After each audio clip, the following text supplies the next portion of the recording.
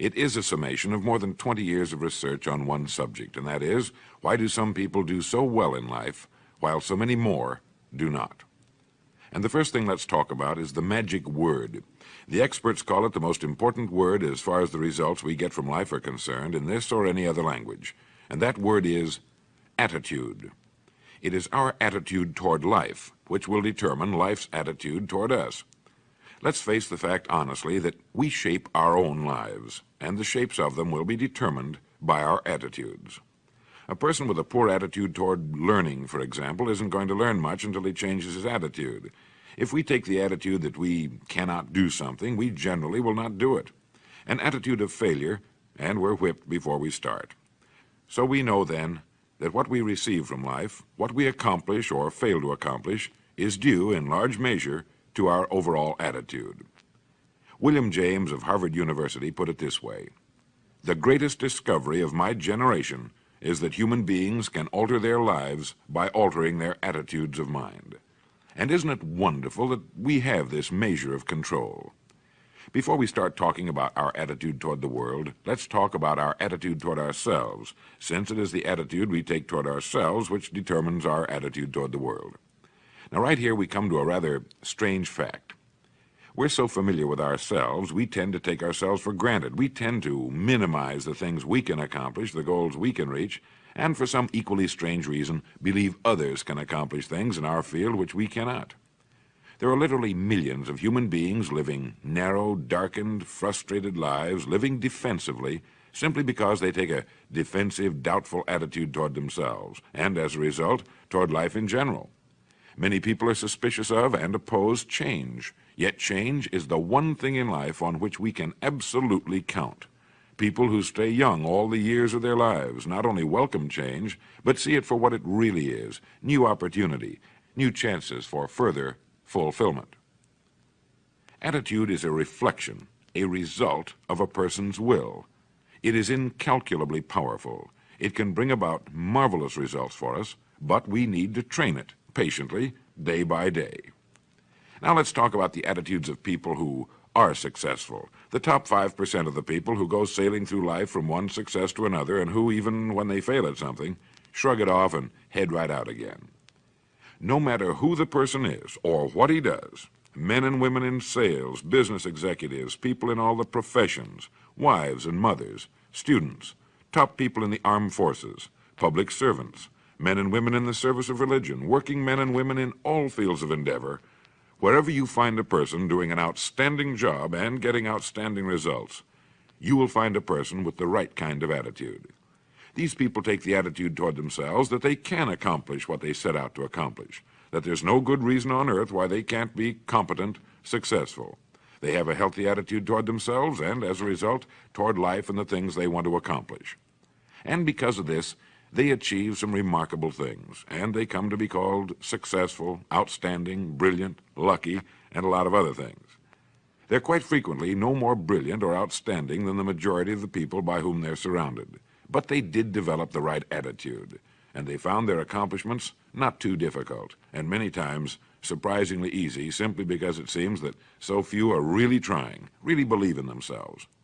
Successful people come in all shapes and sizes and in widely varying degrees of intelligence, background, and so on. But they all have one thing in common. They expect more good out of life than bad. They expect to succeed more than they fail. If you want something worthwhile, take the attitude that there are a lot more reasons why you can have it than there are that you cannot, and set out to earn it. Go after it, work at it, ask for it, and 9 times out of 10, you'll get it. Our environment is really a mirror of our mental attitude. If we don't like our environment, we have to change our attitude first. Now, the world plays no favorites. It's impersonal. It doesn't care whether we change or not.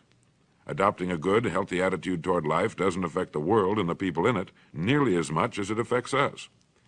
It would be impossible to even estimate the number of jobs which have been lost, the number of promotions missed, the number of sales not made, the number of marriages ruined by poor attitudes.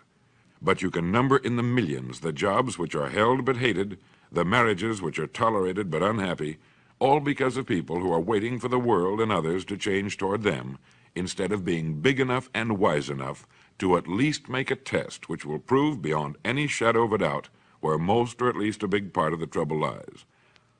Studies made of the lives of literally thousands of successful people have shown that they radiate confidence, assurance, they expect success, and they get success. You can spot these people by the way they walk, by the way they look and act. You can feel it about them when they enter a room. They may be short and fat, or tall and thin, or any combination in between, but they have about them the attitude of success. In the record Greener Pastures, I'll get into this next statement, but right now I want you to realize, if you don't already, that in 5 years or less, you can get right to the top of the work you're now doing.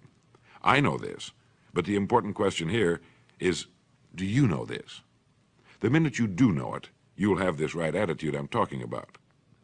The easiest and most effective means of forming a good attitude habit is to begin to act as though you have a good, positive, expectant attitude toward life. That's right. Begin right now to walk, act, and look as though you belong to this group. If you're already in the top 5%, you'll know what I mean. If you've never tried it, you'll be amazed at what happens. Actions trigger feelings, just as feelings trigger actions. Now, let me tell you of a little test you can make which will prove beyond any shadow of a doubt that a good attitude can change a person's life as dramatically as walking from a darkened room into the bright, clear light of day. Not long ago, I read a line which went, "Life is dull only to dull people." This is true, but it also could have read, "Life is interesting only to interesting people," or "Life is successful only to successful people." Now, what I'm trying to say is that you must first become, mentally, from an attitude standpoint, that which you wish to achieve.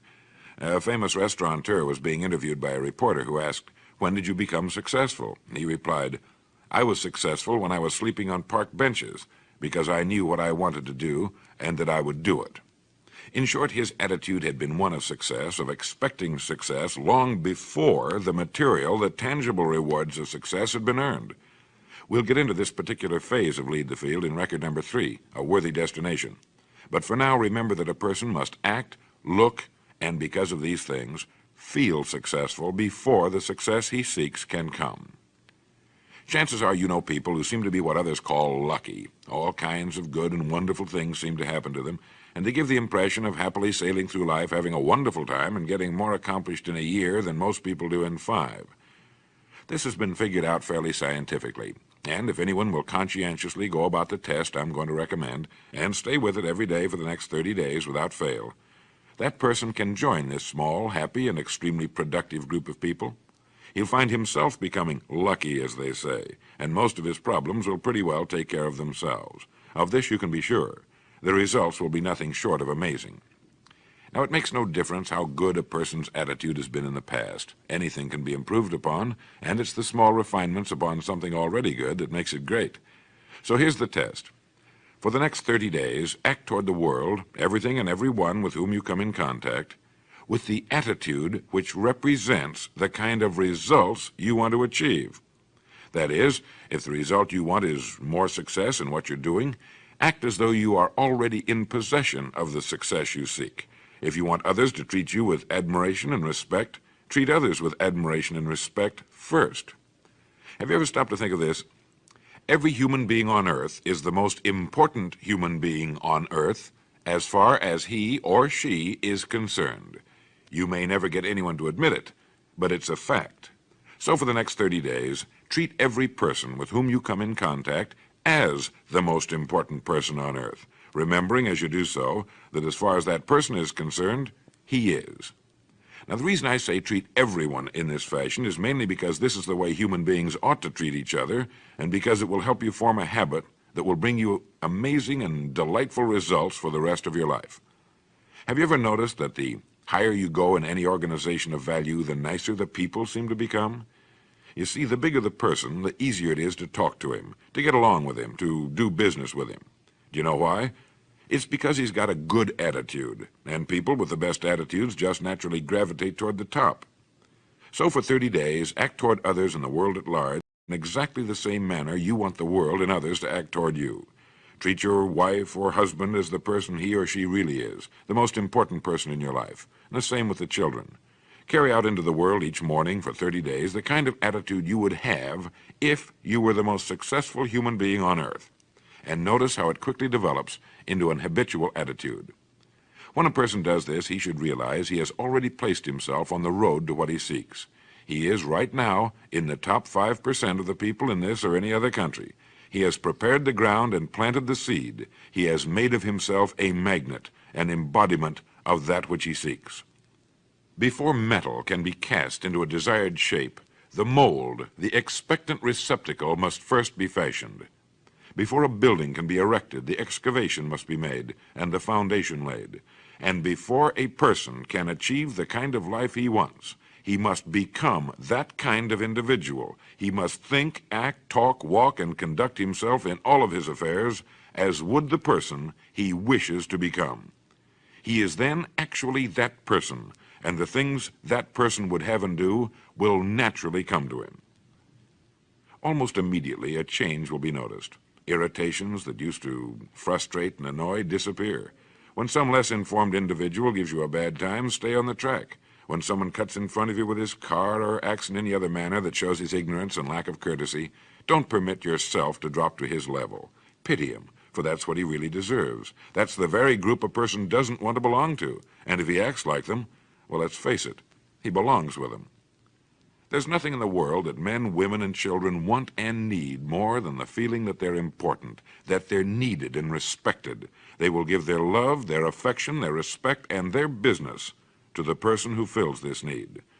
So the magic word is attitude.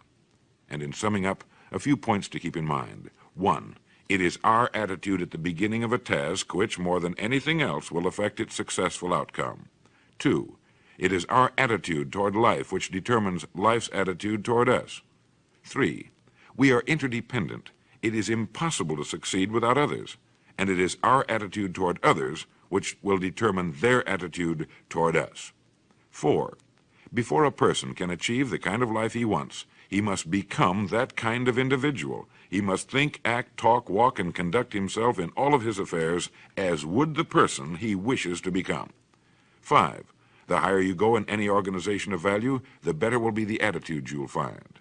6, your mind can hold only one thought at a time, and since there's nothing at all to be gained by being negative, be positive. 7, the deepest craving of human beings is to be needed, to feel important, to be appreciated. Give it to them, and they'll return it to you. 8, look for the best in new ideas. As someone said, I've never met a person I couldn't learn something from. 9, don't waste valuable time broadcasting personal problems. It probably won't help you. It cannot help others. 10, don't talk about your health unless it's good. 11, radiate the attitude of well-being, of confidence, of a person who knows where he's going. This will inspire those around you, and you'll find good things will begin happening to you. And 12, lastly, for the next 30 days, treat everyone with whom you come in contact as the most important person on earth. If you'll do this for 30 days, you'll do it for the rest of your life. In the next recording, I'll talk to you about greener pastures. But now, in closing, remember the words of Walter Dill Scott of Northwestern University. Success or failure in any undertaking is caused more by the mental attitude even than by mental capacities. Thank you.